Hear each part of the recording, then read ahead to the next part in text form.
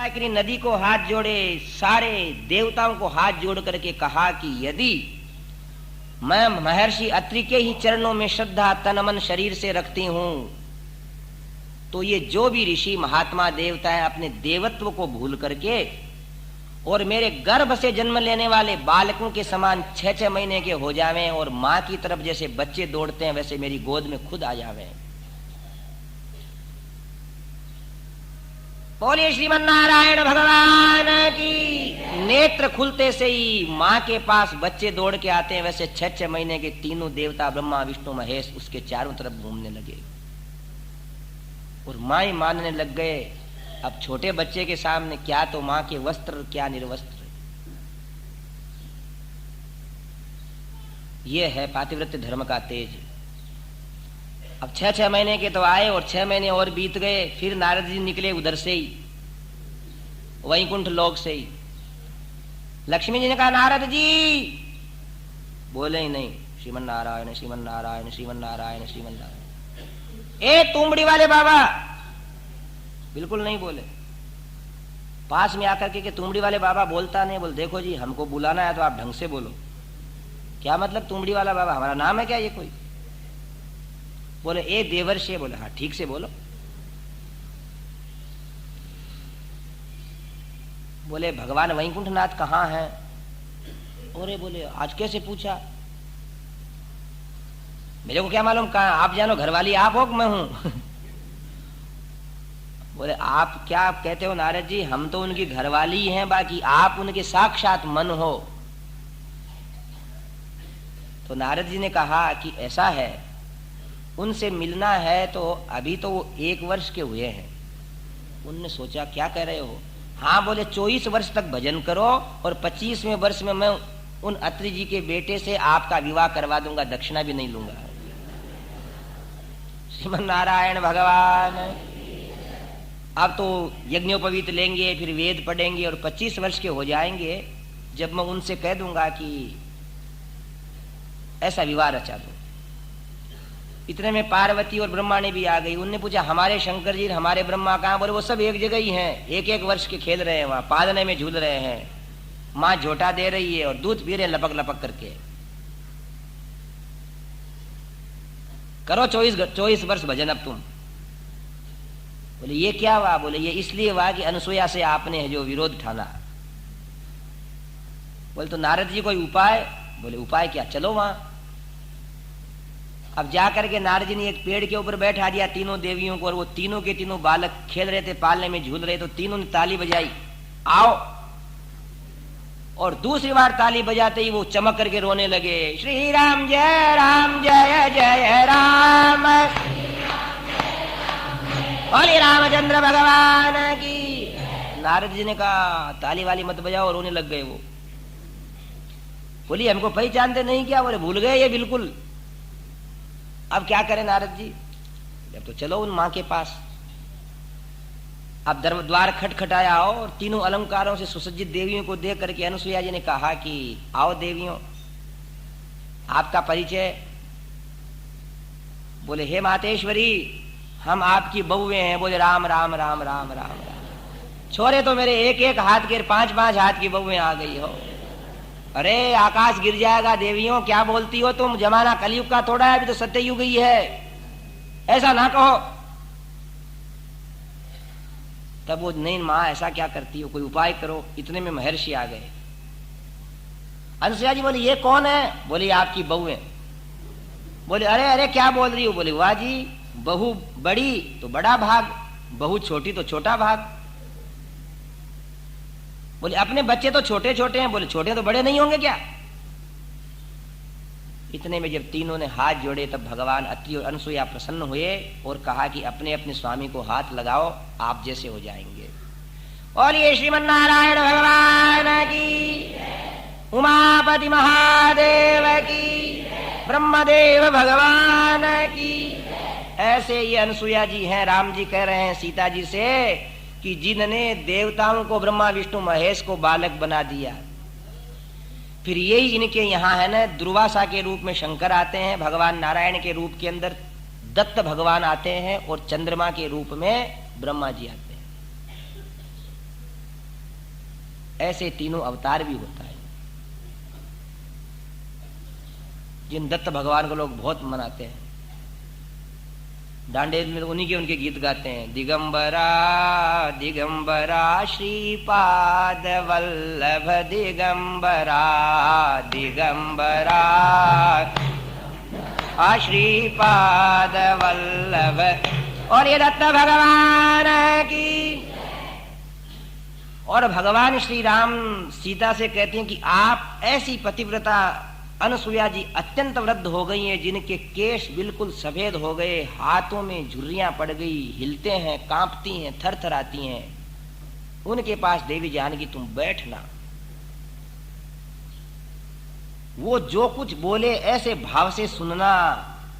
उस मां की बोले तेरी वाणी भी कान में पड़ जाएगी ना, तो तुम उस अमृत जैसे वचन को जीवन में हमेशा याद करेंगी। अभिवाद्य च वैदेही तापसीं तां दमान्वितां बद्धांजलि पुता हृष्टा पर्यप्रच्छदनामयम्। महर्षि को प्रणाम किया, अत्रि को। भगवान राम तो अत्रि के पास विराज गए और भगवती जानकी अनुसुईया के पास जाकर के वहां हाथ जोड़ती हैं। जब नेत्र खोले अनुसुईया जी ने तो ऐसा मालूम पड़ा कि साक्षात तपस्या की साकार मूर्ति के दर्शन कर रही हूं। और देखते देखते ऐसा सद्भाव उत्पन्न हुआ कि चरणों के अंदर रो करके प्रणाम किया।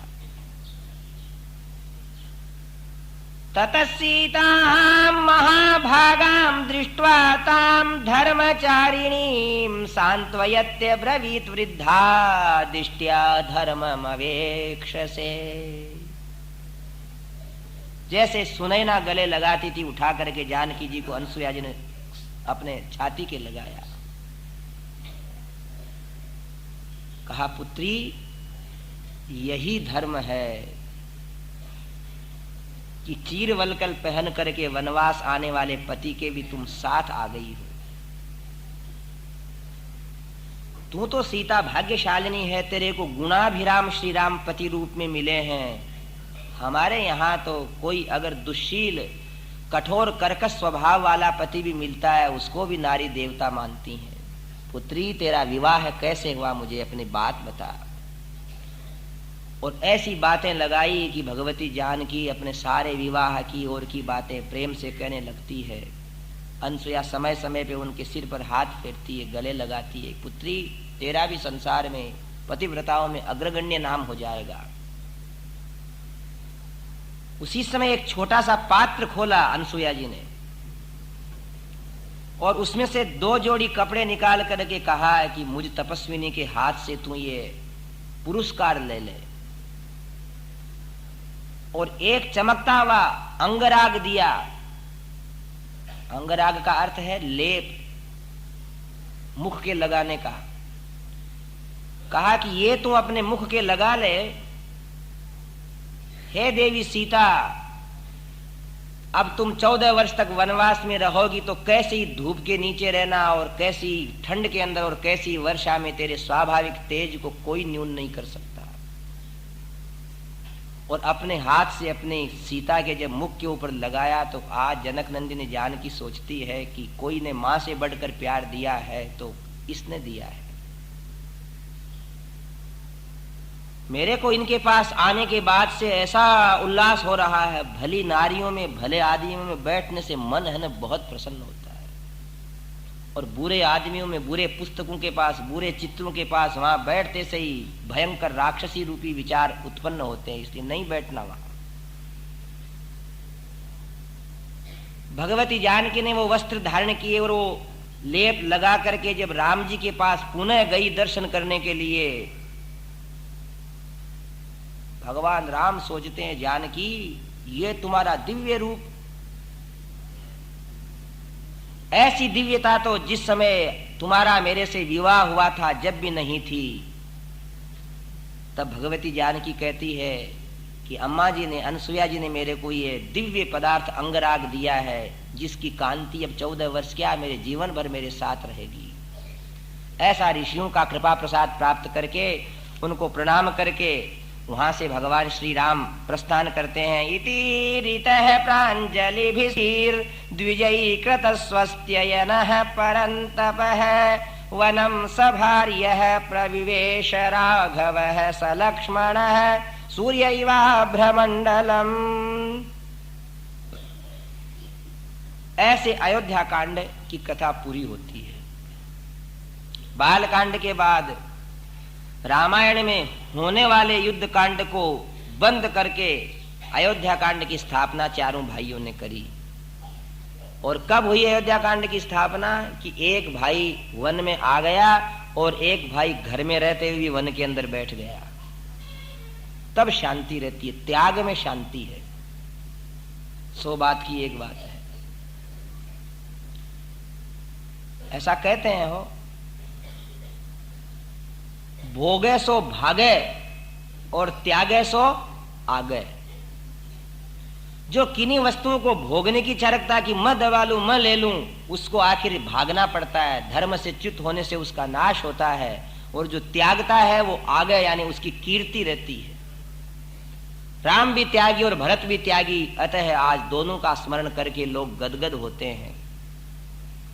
पर एक भाई को दंडकारण्य में आना पड़ा है। लक्ष्मण साथ में है। प्रविश्य तो महारण्यम दंडकारण्यमात्मवान रामो ददर्श दुर्धर्षस्तापसाश्रम मंडलम। श्री राम जय जय राम। मैं श्री राम जय जय राम। श्री राम जय जय राम। हम श्री राम जय जय राम। हम श्री राम जय जय राम। हम श्री राम जय जय राम। बोलिए राजा रामचंद्र भगवान की। दंडकारण्य में प्रवेश किया। अयोध्या से चले, चित्रकूट आए, फिर सतना के पास आए और सतना से ज्यों ज्यों दक्षिण की ओर बढ़े वो दंडकारण्य शुरू हो जाता है। नर्मदा को पार करने की बात वाल्मीकि ने लिखी नहीं, जबकि नर्मदा बीच में आती है। हो सकता है ये शहडोल इत्यादि मध्य प्रदेश में जो क्षेत्र हैं उनकी तरफ से निकलने से नर्मदा न भी आवे। पर दंडकारण्य उस समय बहुत विशाल था। कटनी के पास से ज्यादा आप इटारसी सोच लो। अरण्य है कि नहीं? यहाँ जंगल ही जंगल है इटारसी के आसपास। यहां से लेकर के आपके नासिक और ये बंबई और दांडेली का नाम इसलिए दंडकारण्य है, दंड नाम बांस का है, वो ज्यादा होने से उसको आज भी दांडेली कहते हैं। वो भी दंडकारण्य क्षेत्र के अंतर्गत ही आता है। किष्किंधा तक दंडकारण्य क्षेत्र है। भगवान राम है ना, किसको महत्व नहीं देते। बाल्यावस्था को महत्व देने के लिए तो क्या नाम निकाल दिया? बाल कांड। अपने नगरी को महत्व देने के लिए नाम निकाल दिया अयोध्या कांड। और लोग कहते हैं ना, जाका मुख देखा सुख पावा ये माये, वन में देखे दो ये बनवासी।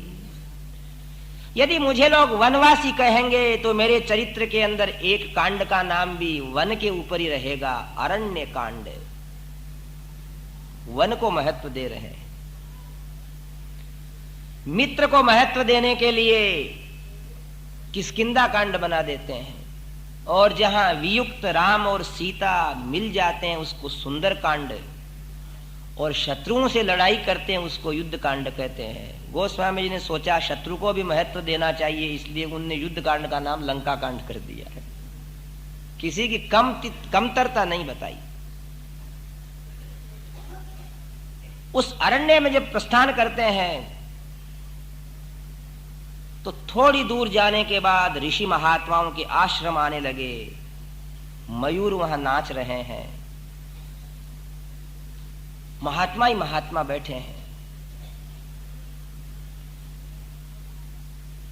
वेद घोष हो रहा है, पुष्पों के ढेर इकट्ठे किए हुए हैं और ठाकुर जी के चढ़ाए जा रहे हैं। रूप संहननम लक्ष्मीं सौकुमार्यं सुवेशतां ददशुर विस्मिताकारा रामस्य वनवासिनः वैदेहीं लक्ष्मणं रामं नेत्रैरनिमिषैरिव आश्चर्यभूतान् ददिशु सर्वे ते वनवासिनः।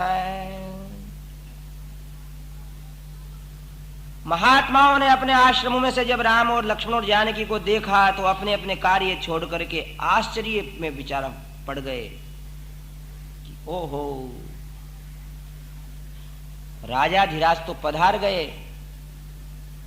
मंगलानि प्रयुञ्जाना मुदा परमया युतः मूलम पुष्पम फलम सर्वम आश्रमं च महात्मनः।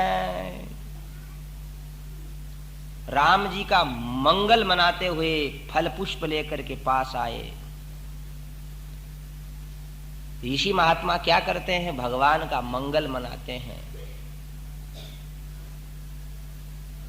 मंगलम भगवान विष्णुर मंगलम गरुड़ध्वज है मंगलम पुंडरीकाक्षो मंगलायतनम हरिः मंगलम कौसलेन्द्राय महनीय गुणाब्धये चक्रवर्ती तनुजाय सार्वभौमाय मंगलम।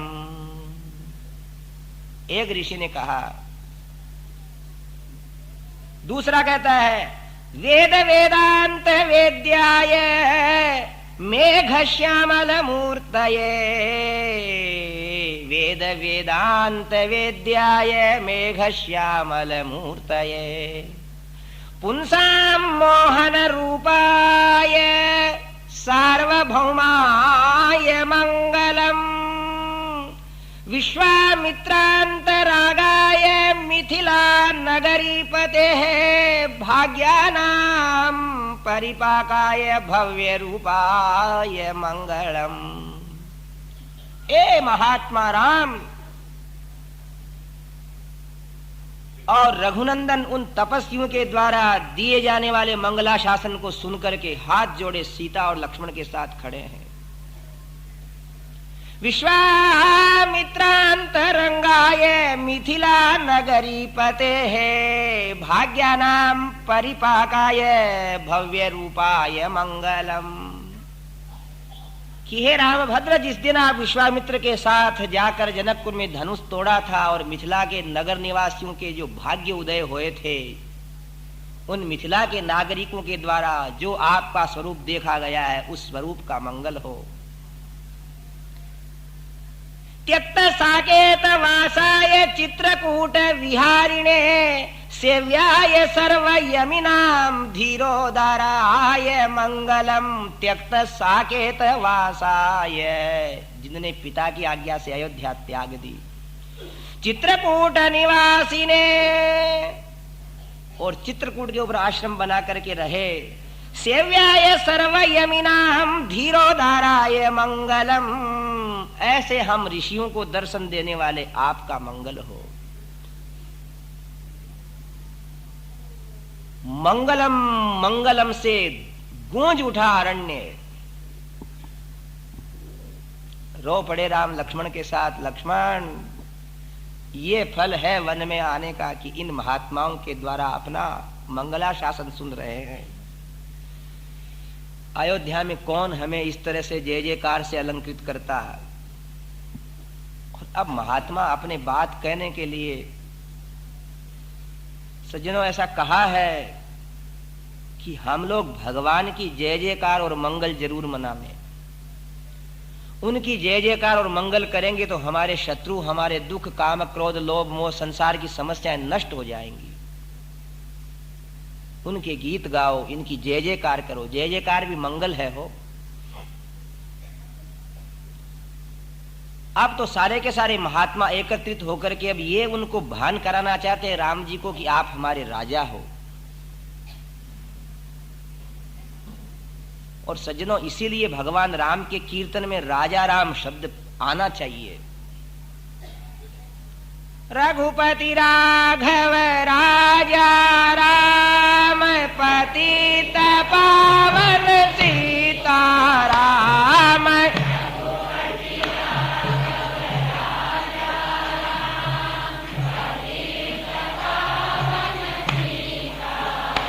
राम सीताराम सीताराम सीताराम जय सीताराम।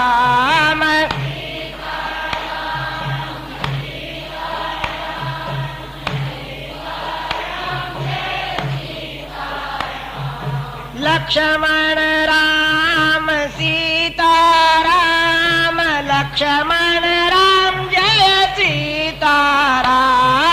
लक्ष्मण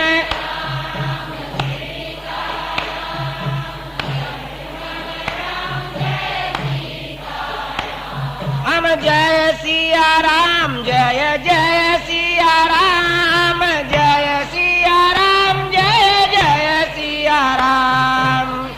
गाइए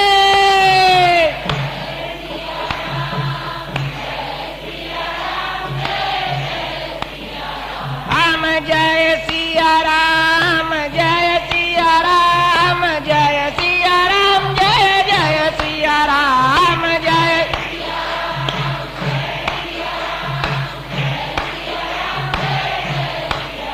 हम जय सिया राम जय सिया राम जय सिया राम जय जय सिया राम।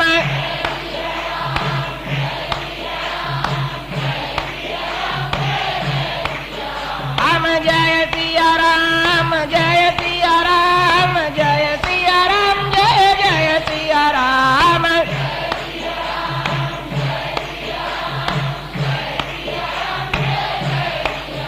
हम जय सिया राम जय सिया राम जय सिया राम जय जय सिया राम।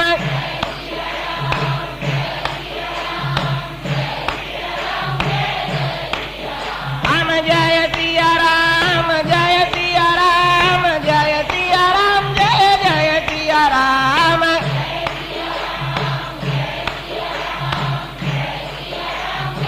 बोलिए राजा रामचंद्र भगवान की। और इस समय श्री राम लक्ष्मण और सीता जिस आह्लाद को प्राप्त करते हैं उसको देख करके ऋषि महात्मा और समीप आए और पत्र पुष्प फल उनको दिए, उनने पा लिए। एक महात्मा उनमें से खड़ा हुआ, अब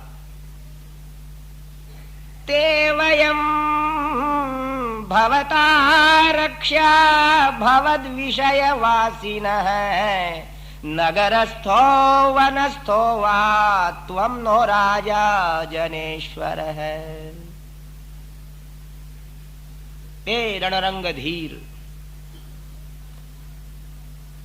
हे लोकाभिराम गुणाभिराम अभिराम जगद अभिराम रणरंग धीर वीर, हम इस भारत भूमि के अंदर रह रहे हैं, आपके देश में रह रहे हैं। ए चक्रवर्ती पुत्र, आप चाहे नगर में हैं या वन में हैं, हमारे राजा हैं। बोलिए राजा रामचंद्र भगवान। रामा रामा दशरथ रामा, हे राजा रामा। रामा रामा दशरथ, हे राजा रामा, हे राजा रामा। रामा दशरथ रामा, हे राजा रामा। रामा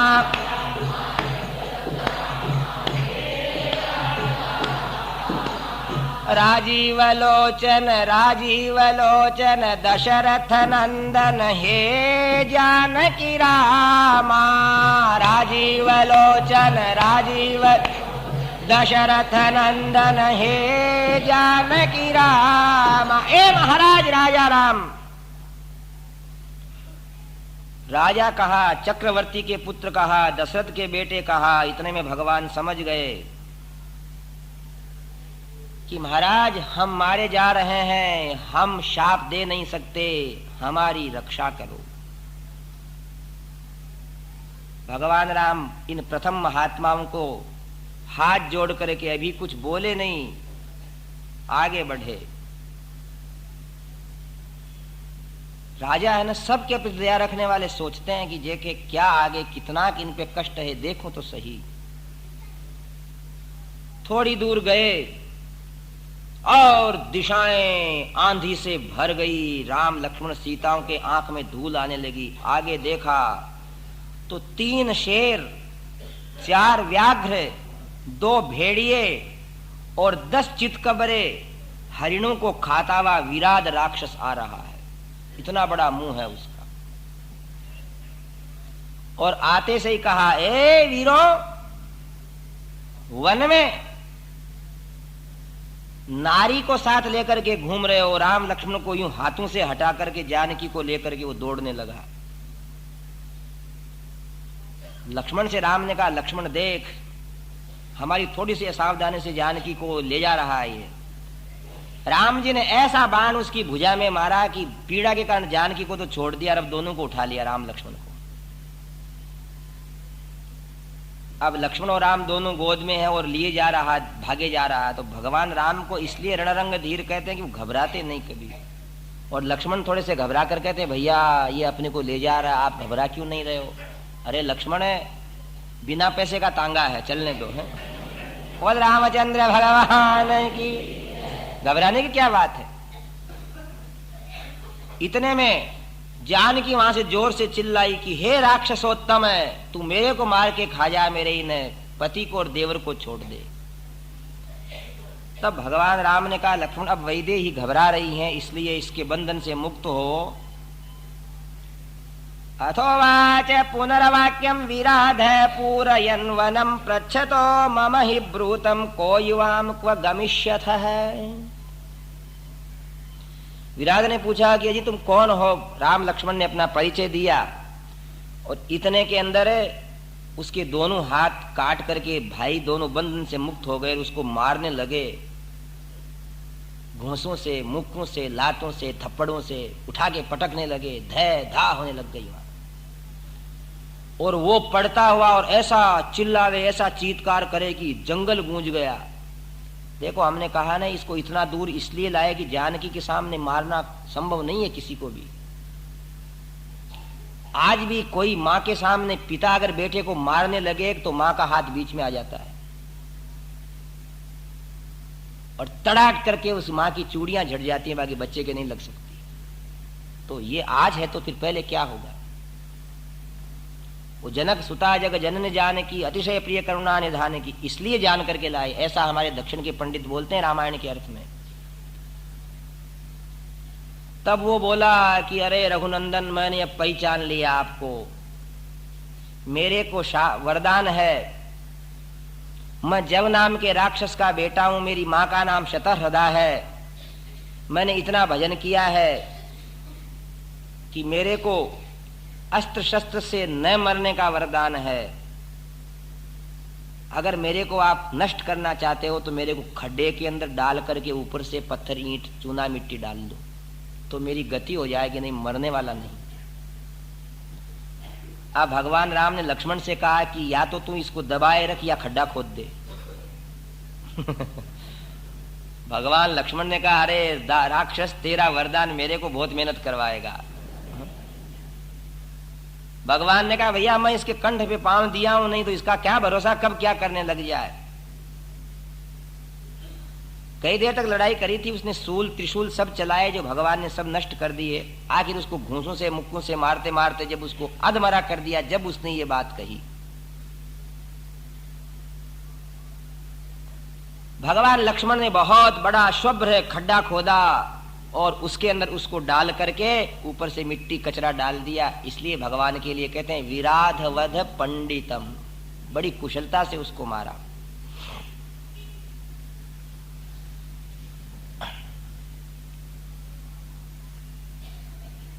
क्यों हुआ उसको शाप? ऐसा कैसे हो गया ये? तो कहते हैं कुबेर के यहां रहने वाले तुम्बरु, मेरे को समझो आप, मैं साक्षात तुम्बरु हूं, गंधर्व हूं, किंतु मैंने ऐसा अपराध किया जिससे मेरे को ये राक्षस योनि मिली। आज मैं मेरे दिव्य लोक को जा रहा हूं। वह पहुंच गया। भगवान राम आगे बढ़े, शरभंग मुनि का आश्रम आया तो वहां इंद्र और आए हुए थे। तो भगवान राम जाते जाते रुक गए कि अभी महर्षि उनसे बात कर रहे हैं, अपने को नहीं चलना है। क्योंकि दो आदमी कोई तल्लीनता से बात करें तो तीसरे व्यक्ति को बीच में जाना नहीं चाहिए, नहीं तो अपनी एक कहावत है, दाल भात में मूसल चंद है। एक बार महाराज भोज की पत्नी है ना, वो अपनी एक सखी से बातें कर रही थी। नारियां जब तक बैठ करके 10-20 मिनट पंचायती नहीं करें तो इनकी रोटी नहीं पचती है, वो नहीं समय से। इसलिए बुद्धिमान लोग क्या है कि जब ये आपस में बतियाती रहती हैं किसी अपनी सखी सहेली से, तो वो पास ही नहीं जाते, दूर से चले जाते हैं। पर राजा भोज ने क्या किया, अपने सखी के साथ बात करने वाले रानी के पास जाकर के कुछ कहा। तो रानी ने कहा, आइए मूर्ख महाराज। और राजा भोज ने सोचा रानी बुद्धिमान है, अपने को मूर्ख कह दिया इसने।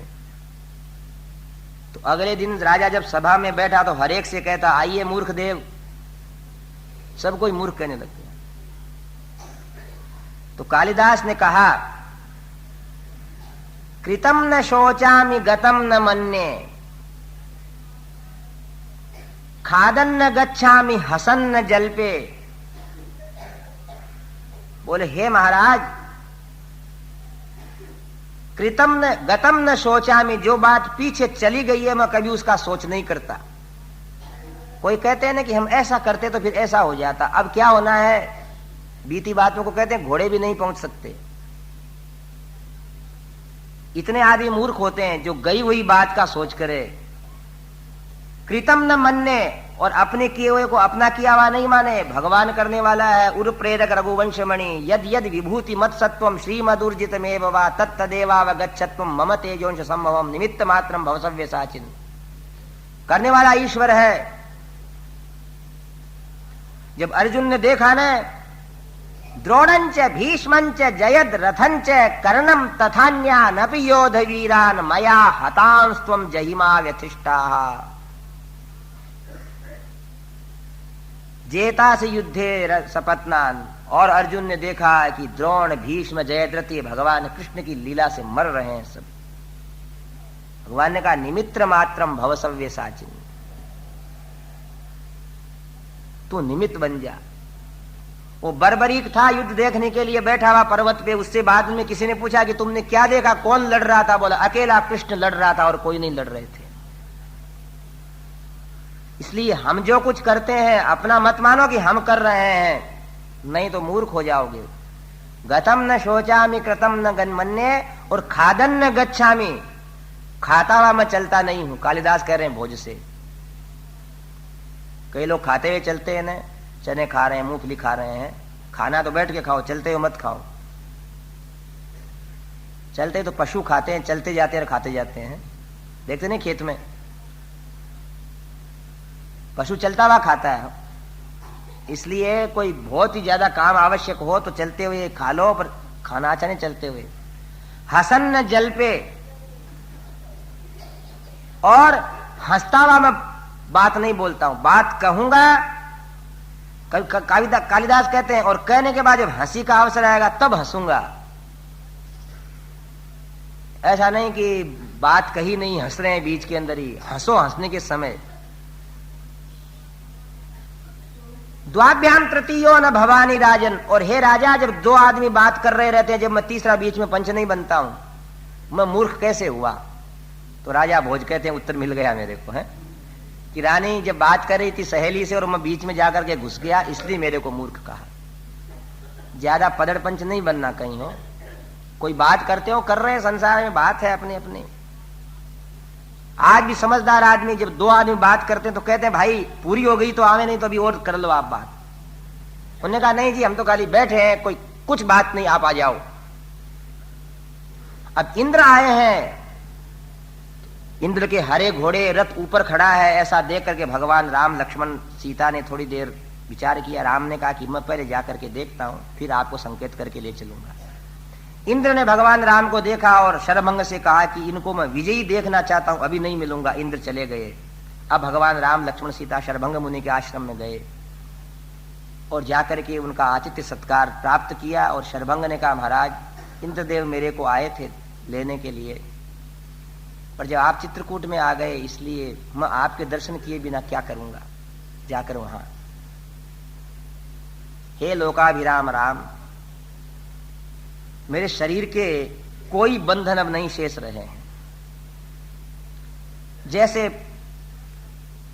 कोई चीज पक जाती है पेड़ के ऊपर तो उसको गिर जाना ही ठीक है, ऐसे मेरी आयुष्य, मेरा जीवन सब पक चुका है।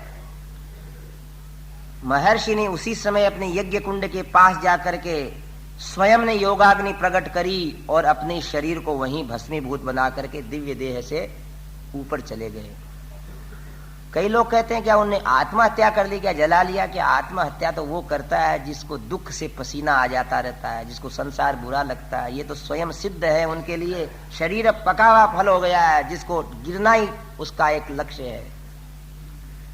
शरभंग दिव्य देह से अपने पुण्य लोकों को चले गए। और ये और है कि जहां जहां इस प्रकार लोगों ने योगाग्नि से अपने शरीर को समाप्त किया है, अगले ही क्षण आकाश में वो दिव्य रूप से दिखते भी हैं। एक तदर्थ है, ऐसी जीवन त्याग की लीलाओं के प्रति सामान्य बुद्धि नहीं रखना चाहिए। यहां शरीर समाप्त हो रहा है, ऊपर स्वर्ग में वाद्य बज रहे हैं, उनकी अगवानी हो रही है।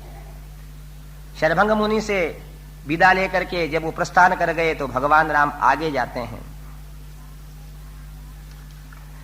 वैखानसा बालखिल्या संप्रक्षाला मरीचिपः अश्मकुट्टाश्च बवः पंचाहारश्च तापसः। श्री राम जय जय राम।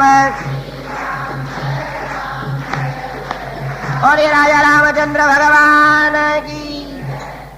अब ऐसे महात्मा दिखे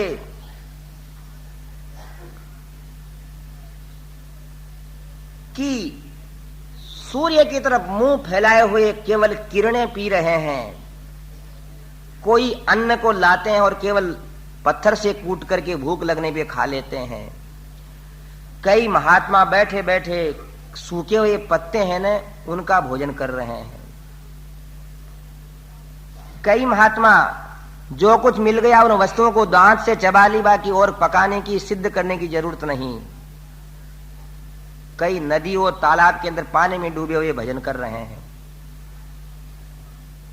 कई ठाडेश्वरी महात्मा एक पांव से ध्रुव की तरह खड़े हैं, कोई पेड़ के ऊपर बैठे भजन कर रहे हैं।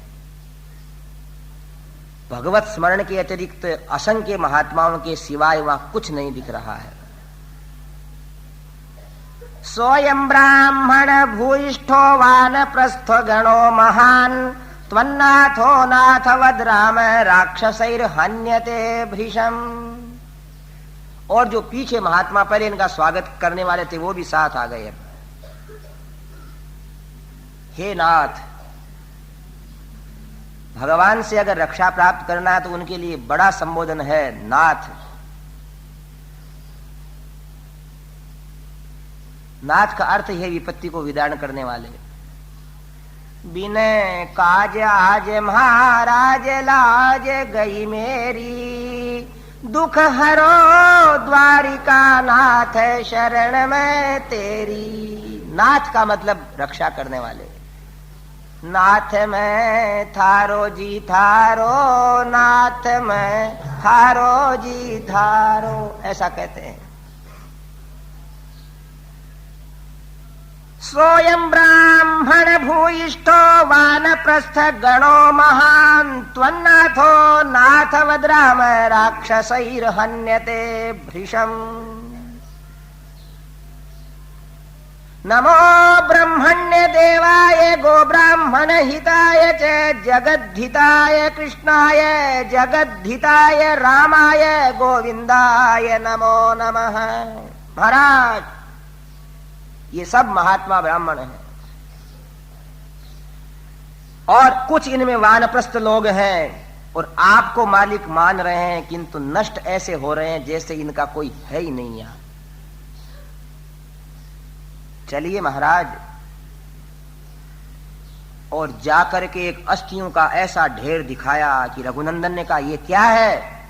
परात्वत्तो गतिर्वीर पृथिव्याम नोपपद्यते, परिपालय नः सर्वान् राक्षसेभ्यो नृपात्मजय। महाराज, इतने लोगों को तो मार चुके हैं, ये रात में ही मारे हुए को देखो शरीर पड़े हैं। ऐसे अस्थि समूह को देख करके भगवान राम जो नित्य दया के निधान थे, उनके नेत्र जब लाल होने लगे तो पृथ्वी डोलने लगी। एतत् श्रुत्वा तु काकुत्स्थतापसानां तपस्विनां इदं प्रोवाच धर्मात्मा सर्वानेव तपस्विनः। इतने में तो वो महात्मा कहने लगे हैं, ततस्त्वां शरणार्थं च शरण्यं समुपस्थितः, परिपालय नो राम वध्यमानान् निशाचरैः।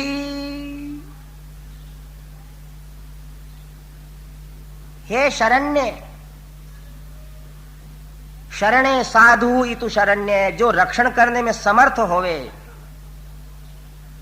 हम आप शरण्य की शरण में आए हैं, राक्षसों द्वारा मारे जाने वाले हम तपस्वी आपके द्वारा जीवन प्राप्त करें।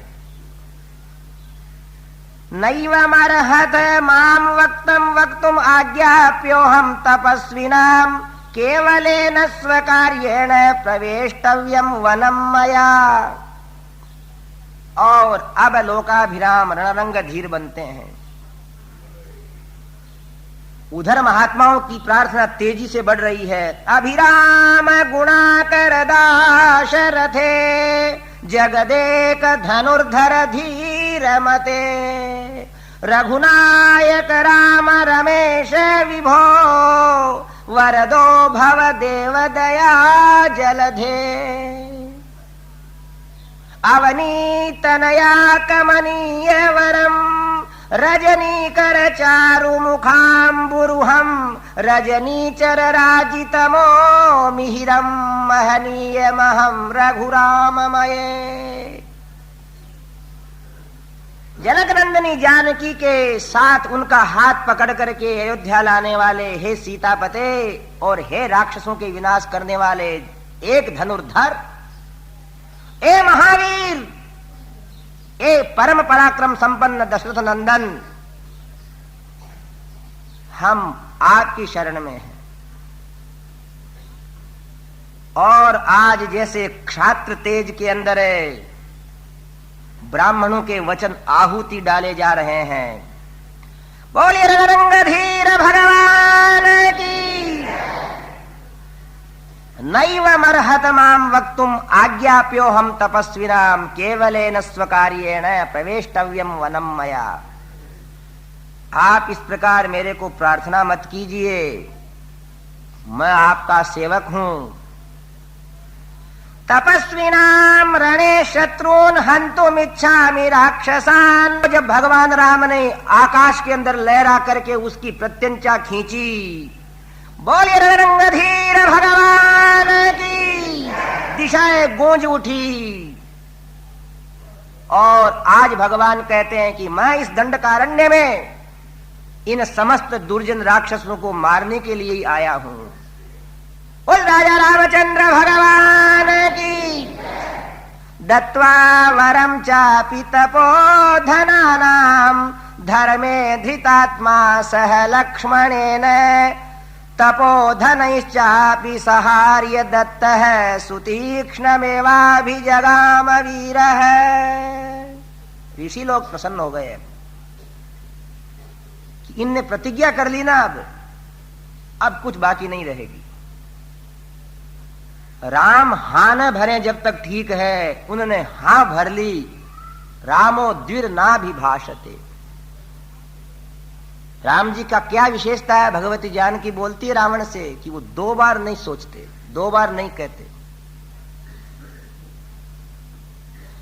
कह दिया फिर आनंद है, फिर वो काम होगा।